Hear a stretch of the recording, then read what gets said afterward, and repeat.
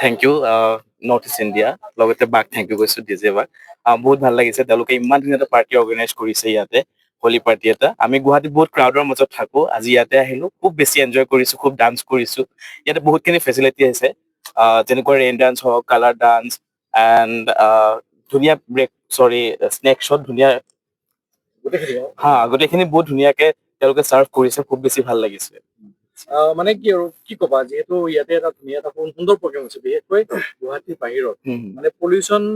মানে য'ত crowd free জেগা এনেকুৱা ধৰণৰ নেক্সট কিবা প্ৰগ্ৰেম কোনোবাই পাতিব ইচ্ছা কৰিলে পাতিব পাৰে অফক'ৰ্চ পাতিব পাৰে ইমান ধুনীয়া এটা নেচাৰৰ পৰিৱেশত আহিছো ইমান পলিউশ্যনৰ মাজৰ পৰা খুব বেছি ভাল লাগিছে নেক্সট মই ৰিকুৱেষ্ট কৰিব বিচাৰো ইয়ালৈকে আহক এই ঠাইডোখৰত আহক ইয়াতে যিকোনো পাৰ্টি আপোনালোকে পাতিব পাৰে ষ্টাৰ্ট বাৰ্থডে পাৰ্টিৰ পৰা আদি কৰি গোটেইখিনি পাৰ্টি ইয়াতে ধুনীয়া লাগিব একদম পুৰা নেচাৰৰ মাজত আৰু ফুলফিল এনজয় পাব তুমি তোমালোক মোৰ ফ্ৰেণ্ড আহিছে আৰোহী তাই ফিলিপাইনছৰ হয় তাই একচুৱেলি মা অসমৰ হয় পাপা ফিলিপাইনছৰ হয় ত' তাই আহিলে ভাল পালে ইয়াতে তাই মোক কৈ আছে খুব ধুনীয়া লাগিছে ইমান ধুনীয়া এটা পৰিৱেশ নেচাৰৰ পৰিৱেশ বহুত ভাল পাইছে আৰু তাই স্পেচিয়েলি খানাটো খুব বেছি ভাল পাইছে তাইক এটা কথা সুধিব গৈছে চিয়'ৰ কেনেকুৱা লাগিছে ইয়াতে আহি কিনে পৰিৱেশটো কেনেকুৱা লাগিছে I love the place. You love the place. What is your feel in Assam I these love days? the culture. And You are from Philippines. yeah, Okay. What is your feeling right now in Holi? good. It's good. Yeah. Okay. Next time maybe you are in Assam. What will you say in your friend? Mm, I must say, come and visit Assam, the beautiful place. Thank you.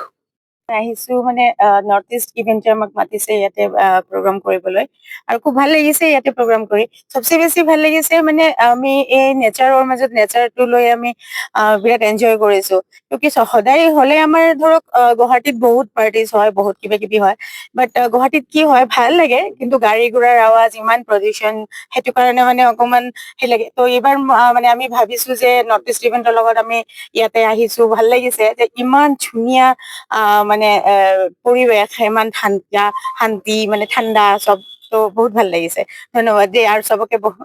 Happy Holi bye bye program মানে তেনেকা একো হেৰি নাই আমাৰ কি আছিলে DJ আছিলে Holi colour rain dance আৰু আপোনাৰ তাৰ মাজত আমি কিবা কিবি গেছৰ হেৰিও দিছো ইনক্লুড কৰিছো খানা বা স্নেক্স টাইপৰ বস্তুখিনি তো সেই আৰু বাছ একদম ঘৰুৱা পৰিবেশৰ মাজত আৰু আমাৰ নিজাৰ মাজতে হৈছে বস্তুটো তো বহুত ভাল লাগিছে আৰু লোকেশ্যনটো ইকো পাৰ্ক মায়াং ডিষ্ট্ৰিক্ট পৰে ইকো পাৰ্ক চানাকা বুলি এটা জেগা আছে চানাকা ইকো পাৰ্ক কি ধৰণৰ আপোনালোকে বৰ্তমান কেনেকুৱা পালে পৰিৱেশটো বহুতে ধুনীয়া মানে একদম চাইলেণ্ট পৰিৱেশ মানে একদম গাড়ী ঘোঁৰাৰ আৱাজ নাই পলিউশ্যন ফ্ৰী ধূলাবালি নাই বহুত ভাল লাগিছে আৰু মানে ইয়াতে যিহেতু গুৱাহাটীত বৰ্তমান সময়ত বহুতখিনি পলিউশ্যন বা বহুতখিনি মানুহ ৰাছ থাকে বৰ্তমান সময়ত ইয়াতে আহি কিনে আপোনালোকে এটা এক্সাৰচাইজ আপোনালোকে প্ৰগ্ৰেম কৰিছে প্ৰগ্ৰেমটো কেনেকুৱা হৈছে বুলি বহুত ভাল লাগিছে বহুতে ভাল হৈছে মানে কি আমি মানে একদম নেচাৰৰ লগত মিলি গৈছো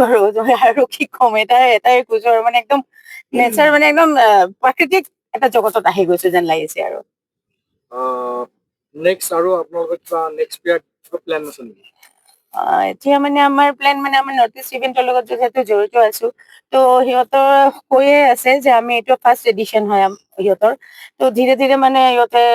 ছেকেণ্ড এডিশ্যন ল'ব বা মানে চব ইভেন্টছত আমি ধীৰে ধীৰে আগবাঢ়িম আৰু সেইটো কাৰণে আৰু চবৰ সহায় লাগিব চবৰ মানে আশীৰ্বাদ লাগিব সেয়াই আৰু মানে এইখিনিয়ে আৰু ভাল লাগিব একেলগে হোপ কি আগলৈ যাব পাৰে বস্তুটো থেংকছ নৰ্থ ইষ্ট ইভেন্ট লগত কাম কৰি কিনে